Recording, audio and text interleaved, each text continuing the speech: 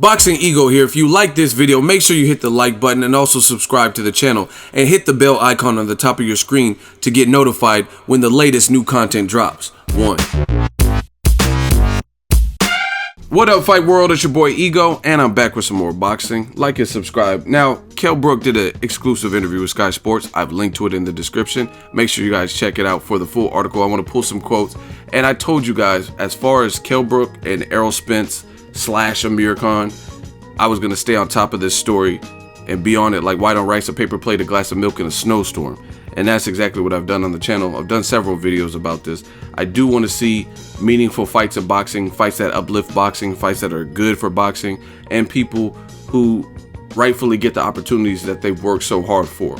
Kell Brook has been involved in this triangle, if you will, regarding Amir Khan and his mandatory with the IBF, Errol Spence Jr.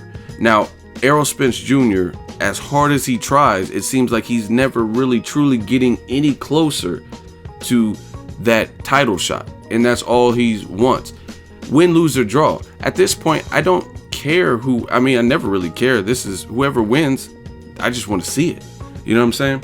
But everything Spence does, he's supposed to fight Konstantin Ponomarev, an undefeated fighter with Abel Sanchez, Golovkin's trainer. Team Ponomarev, they're like, nah, we don't want to fight him yet. We're not ready for that. Okay, so he fights the next man in line, Leonard Bundu, beats him better than Keith Thurman, right? And before that, Chris Algieri was the big name, and we're like, okay, he's a good barometer test. Pacquiao fought him, Ruslan fought him, Amir Khan. Algieri's tough. Let's see what this kid is made of. Errol Spence hasn't fought anyone. Then he destroys him better than Pacquiao did, better than Ruslan did, better than Amir Khan, a silver medalist, did, right? So it's like all these hurdles that he's going through, he finally beats in an eliminator, becomes the #1 mandatory, and then you have Kell Brook does the unthinkable, jumps up 2 weight divisions to try to slay the dragon at middleweight known as Golovkin. People, see, I think Kell Brook at that time was getting some criticism because he hadn't fought a good name, a big name, since Sean Porter when he became a champion, right? The first one, you can give him a pass because he just had recently been stabbed in the leg. He didn't even know if he was going to walk. So he fought a mandatory Jojo Dan. But then after, you fought Frankie Gavin, you fought a guy that Jojo Dan, a guy you beat and knocked out, had lost to twice, and that's Kevin Bezier. All your other fights fell apart. Like Brandon Rios was in negotiation versus Kell Brook, a fight with Jesse Vargas, who was a champion at the time with the WBO and had been in there with Khabib Alekverdiev, Tim Bradley. That fight fell apart. So, of course, Kell Brook was under some criticism. Kell Brook's a very talented fighter, but is no reason or is no wonder why people had certain doubts. And then you do what people weren't even asking. People just wanted to see you fight a top welterweight. You don't have to go up to middleweight and all this and that. Now, Kell Brook, to his credit, he's been chasing the Amir Khan fight for years. I get it. But why is it so important now? Khan has never fought you. You know what I mean? You guys have been at it since like 2012. So you've done this for the last 3 or 4 years. Your career must go on, right? And for whatever reason, Kell Brook, it's like he'd rather fight Amir Khan. Okay, I get it from a business sense. You'll make more money with Khan. But it's not more meaningful at this point since Khan just got brutally knocked out by Canelo in his last fight. And on top of that, Amir Khan, he keeps changing the goalpost in terms of, like, at first, I've studied this whole story, right? And initially, Amir Khan said, you fight a champion, fight somebody ranked, fight a name, you have no bodies on your resume, and then I'll fight you. Then he did that. He fought Sean Porter in the U.S., so he came across the pond, became a champion. And then Amir Khan did other interviews, and he said things like, oh, him and his team, he's being too disrespectful. I'll never give them the fight, right? So it's like, for whatever reason, you're never getting any closer to that particular opportunity. So why are you still that adamant about pursuing it? Yes, it's a big money fight if you can make it, and you can make it easily, but if for whatever reason, coming off a knockout loss to Canelo, Amir Khan doesn't want to fight, or negotiations are taking 3-4 months and you're not really even getting anywhere, then you pick up and you move on. Now, let me get into some quotes and then I'll finish giving my thoughts. Kell Brook told Sky Sports that Amir Khan offered him 70-30. He wants to give the champion 30% of the cut. He's completely in cuckoo land. That kid is so frustrating. Then Brook goes on to say, I'm going to get back in the gym now. I'm going to start dieting. I'm going to be listening to my body and see if I can get down to a certain weight. So many weeks before the fight when we're making welterweight. I'm just going to see if we move to 154 pounds or if we fight Spence. I'll probably be able to let you know in the next 2 or 3 weeks where I think we will be going. And that's from Kell Brook. Again, for more on that story, an exclusive interview, check the linked description box. I've linked to Sky Sports. And once again, I'm going to continue saying this. This is nothing against Kell Brook as a person, as a man, as a fighter. He's a terrific fighter. If he goes to 154 under these circumstances, he will look very bad, because this is, in my opinion, a clear case of ducking. I understand making weight. I understand the process. I understand how grueling it could be. But the two problems I have: one, nobody told you to go up to middleweight and fight Golovkin and eat up and bulk up and all this. People just wanted to see you step in with a ranked welterweight that's known in the US, around the world, anything. Like even Andre Berto, anybody like that, right? Diego Chavez, that would have been great. Jesse Vargas, even, you know what I mean? You would have been favored to beat him, but he was a champion. You can justify that. It's a unification, and you would have 2 belts instead of Frankie Gavin, who I don't even know, since the Brook loss, I don't even think he's won any major fights. I know he lost again, and I think he retired, right? Kevin Bezier, again, a guy who lost twice to Jojo Dan, a guy that you had already beaten, knocked out. You know what I'm saying? So that's one issue. 2, the biggest thing is you cannot inform the public that, like, listen to what Kell Brook is saying. I'm going to get back in the gym. I'm going to listen to my body and see if we can get down to a certain weight. You immediately throw that entirely out the window when you've already just told the public in the same interview that no matter what, you were willing to do whatever sacrifices you needed to make the weight for Amir Khan or Manny Pacquiao or Floyd Mayweather or whatever big fights you think are out there at 147. So that is it will be a clear duck, because if you could sacrifice your body or do whatever is necessary to make the big fights or a Amir Khan fight, a guy coming off of a knockout, then that means you can.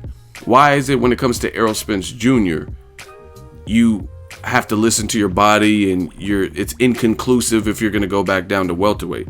But if Amir Khan said, okay, you know what, sign me up, I'll fight you, then you're not going to say, oh, I can't make weight, I'll see what my body says. And Amir Khan, in the way it's been laid out, if you guys have followed this story, it's all too clear. Amir Khan, after moving up and coming up short versus Canelo Alvarez, specifically said there are specific interviews that Amir Khan has done with the media, and he says, I am not fighting Kell Brook at 154 or 155.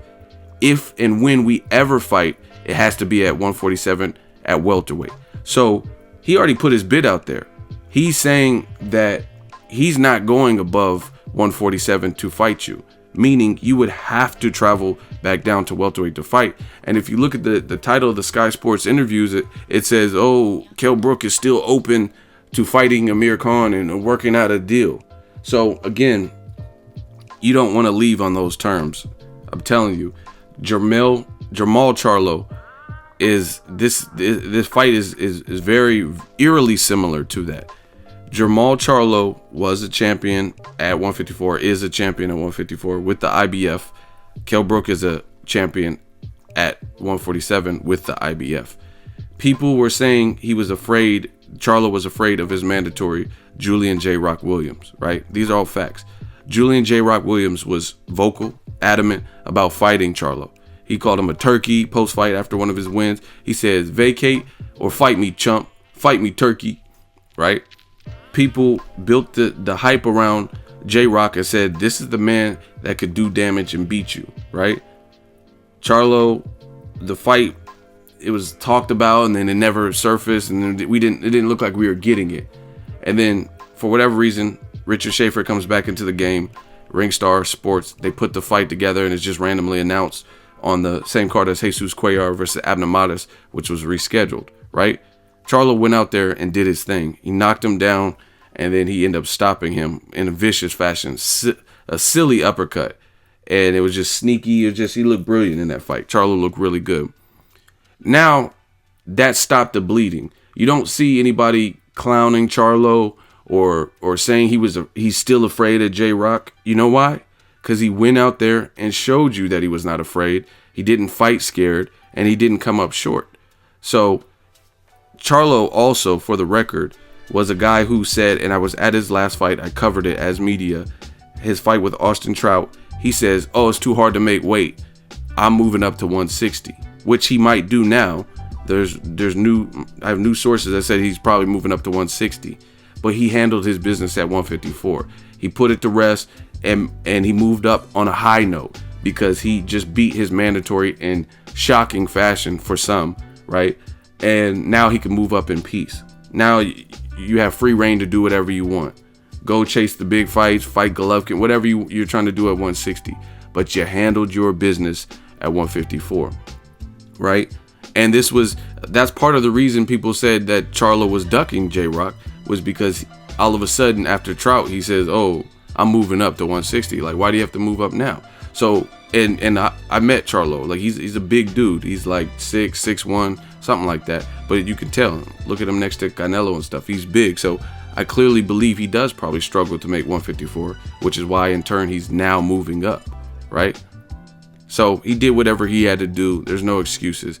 He had trouble making the weight, but he still did it, and he still performed. Even at the weigh-in, you look at his face, it looked a little bit gaunt versus Julian J-Rock Williams. Still rehydrated and did what he had to do. Now he can move up in peace. So it's the same. The situation is almost identical. So if Kell Brook doesn't fight Errol Spence Jr., it's not a bad look, or it's not a good look. And the other thing with the Charlo comparison with J-Rock is J-Rock's not a huge name, right? He's a cult classic, but he's not like a huge name that's just ringing bells like a Canelo. Like, everybody knows him, right? But Charlo, he manned up, big money or no money, and did what he had to do. And I keep stressing this. Big money will come if you do what you're supposed to be doing, because you put your talent on display to the point where they can't deny you. You know what I'm saying? So Charlo, he might be able to get a Canelo fight at 160 or Canelo Chavez winner or something in the future based on the J-Rock performance. He has an in-prime guy who was undefeated, and he took his O, right? So if these fighters do what they're supposed to be doing, fight their mandatories and stuff like that, and just go through the ranks. Everybody wants to be Money May, but nobody wants to go through the Pretty Boy Floyd stages. And it doesn't work that. If you've already declared to the public you can make weight for Khan, then there is no excuse why you can't make weight for Errol Spence Jr. And it's just that simple. Let me know what you guys think. Drop it in the comment section. Make sure you share the video, like the video. As always, hate, comment, and subscribe. Till next video is Ego signing off. So if you enjoyed this video and want more content like this on the channel, you can show your appreciation by going to the PayPal donate button or the YouTube support button. And you can donate any amount that you feel is equivalent to the value of this video. Much more to come. Thank you guys for your support. Boxing Ego, the future of boxing.